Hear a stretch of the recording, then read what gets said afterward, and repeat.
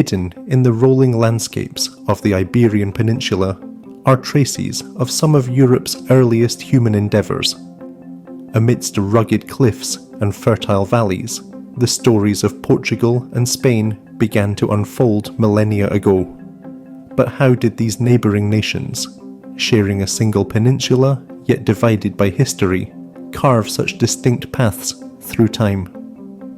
Join us as we explore their intertwined journeys, from ancient tribes to modern nations, uncovering the forces that moulded two unique identities on shared soil.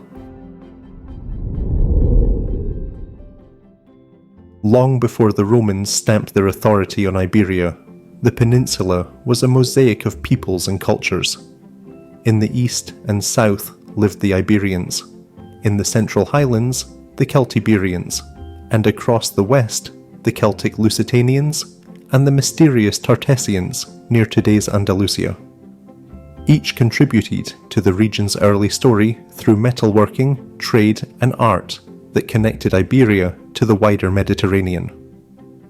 The Lusitanians, centred roughly in modern Portugal, were famed for their resistance to Roman expansion under leaders like Viriathus, while the Iberians of the east developed fortified settlements and urban life influenced by Greek and Phoenician contact.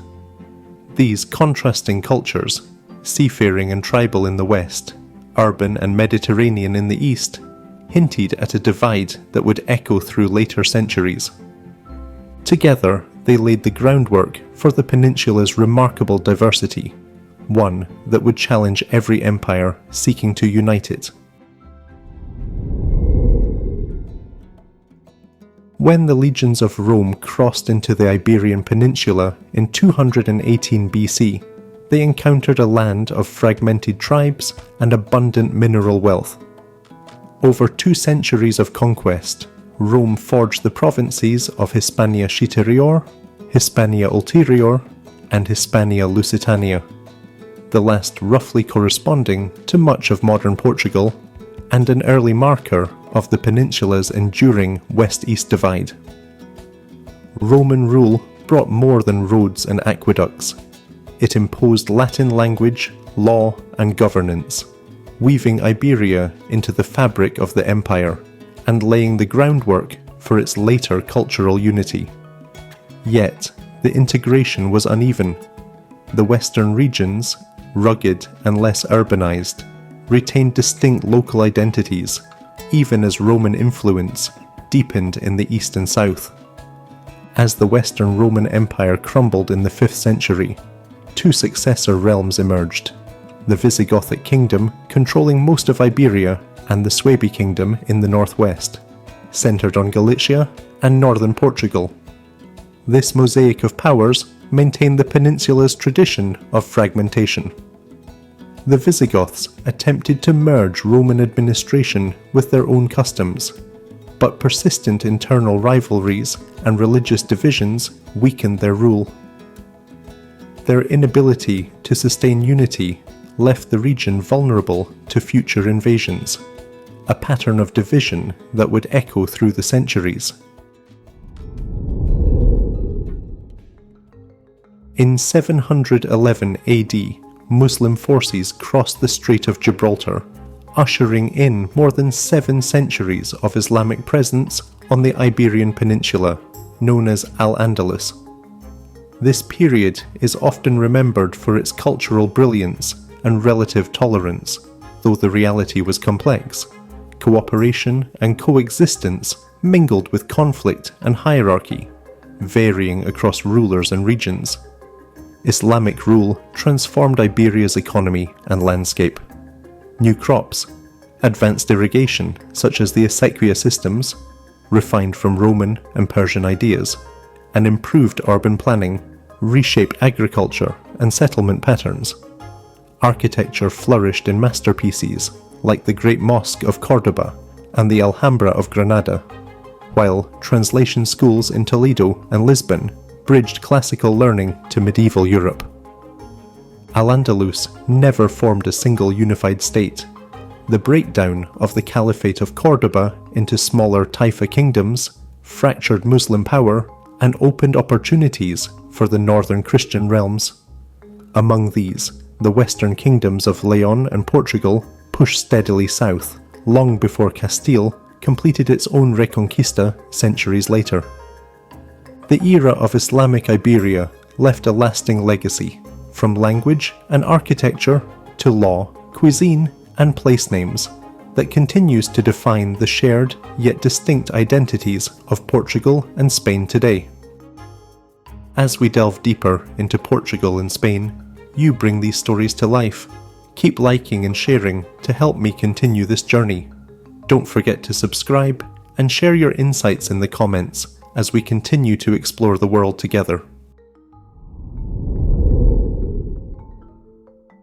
As Muslim power in Iberia waned, the Christian kingdoms of the north began their long campaign to reclaim the peninsula. This centuries-long process, known as the Reconquista, is often portrayed as a unified crusade, yet in truth it was a tangled web of shifting alliances and rivalries, sometimes even between Christian and Muslim states. Portugal's emergence as an independent kingdom was born from this struggle. In 1139, Afonso Henriques was proclaimed King of Portugal after his victory at the Battle of Urique, and by 1249, with the capture of the Algarve, Portugal's own Reconquista was complete, more than 2 centuries before Castile's final conquest of Granada in 1492. These achievements cemented Portugal's early nationhood and defined borders that have remained largely unchanged ever since. Meanwhile, the larger kingdoms of Castile and Aragon continued their expansion southward. Their eventual union through the marriage of Ferdinand and Isabella brought a final surge of conquest, culminating in the fall of Granada, the last Muslim stronghold, and coinciding symbolically with Columbus's voyage to the Americas. The Reconquista did more than redraw frontiers. It forged distinct political and cultural identities. Portugal turned outward to the Atlantic and exploration, while Spain, newly united, began to look inward to consolidate its vast and varied lands. By the late 15th century, both Portugal and Spain stood on the threshold of a new era, the Age of Discovery. Yet, it was Portugal that first looked outward. In 1415, the capture of Ceuta marked the beginning of its maritime expansion. Guided by figures such as Prince Henry the Navigator, Portuguese explorers charted the African coast, discovered Madeira and the Azores, and eventually opened sea routes to India and the Far East. Within a century, Portugal had established the first truly global trading empire, linking Europe, Africa, Asia, and South America. Spain soon followed. Backed by the Catholic monarchs, the voyages of Columbus, Cortes, and Magellan propelled Spain to the forefront of New World exploration and conquest. Vast territories in the Americas brought immense wealth and new global influence, even as they reshaped entire continents through colonization, conversion, and conflict. In 1494, the Treaty of Tordesillas, brokered by the Pope, attempted to divide these new worlds between the two crowns. The demarcation line granted Portugal rights to newly discovered lands east of the meridian, securing Africa, Asia, and ultimately Brazil, while Spain claimed the territories to the west. Though hindsight reveals that Spain gained the larger share of land, at the time the arrangement greatly favoured Portugal, which had already secured the trade routes and resources that fueled its prosperity. Both empires were driven not only by profit and ambition, but also by faith. Missionaries accompanied merchants, spreading Christianity alongside commerce. The result was a global legacy of cultural exchange, exploitation, and resistance that shaped the modern world and still echoes across continents today.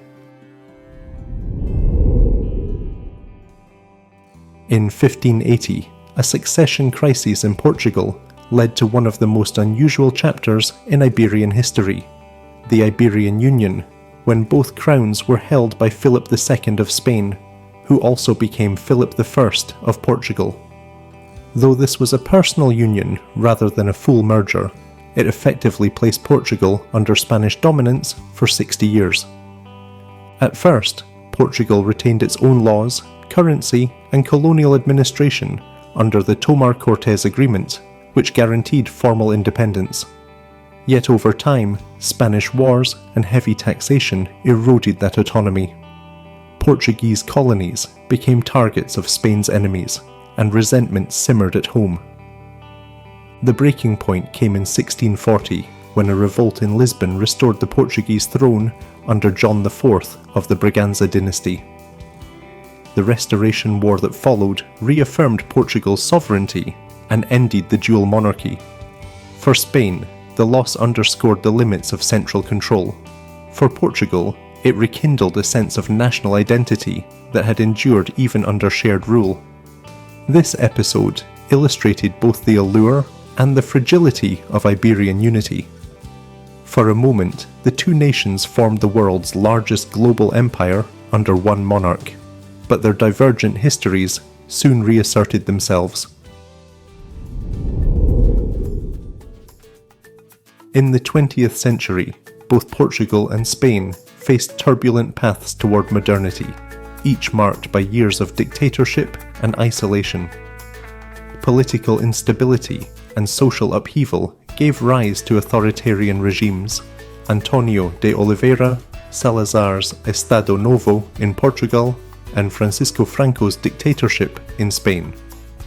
Both leaders sought order and national pride after years of turmoil, but through strict censorship, secret police, and state propaganda, they silenced dissent and stifled progress.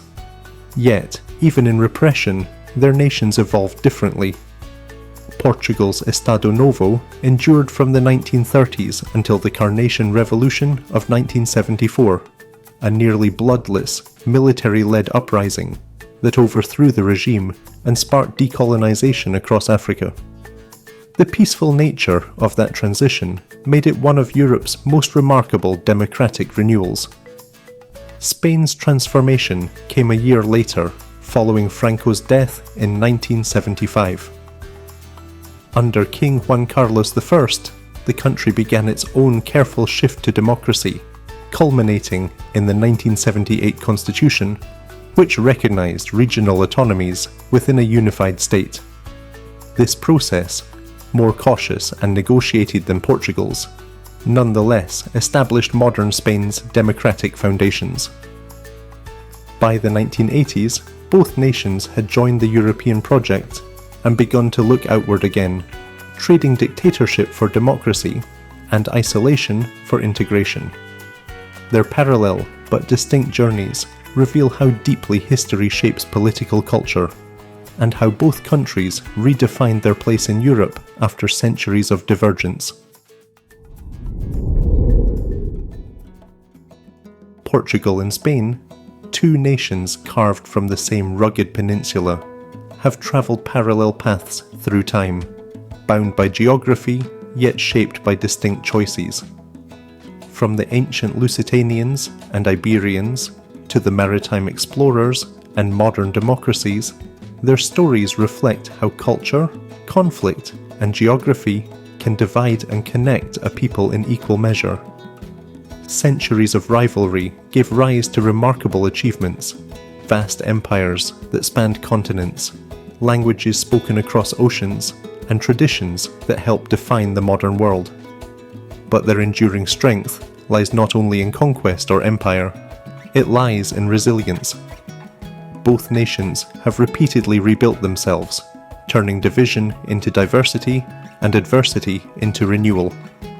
Today, Portugal and Spain stand as democratic, outward-looking societies whose influence reaches far beyond their borders. Their intertwined pasts remind us that history is never a single story, but a conversation, one that continues to shape Europe and the wider world. For more journeys through the world's connected histories, click on the video on screen now. Your next adventure awaits. Happy travels!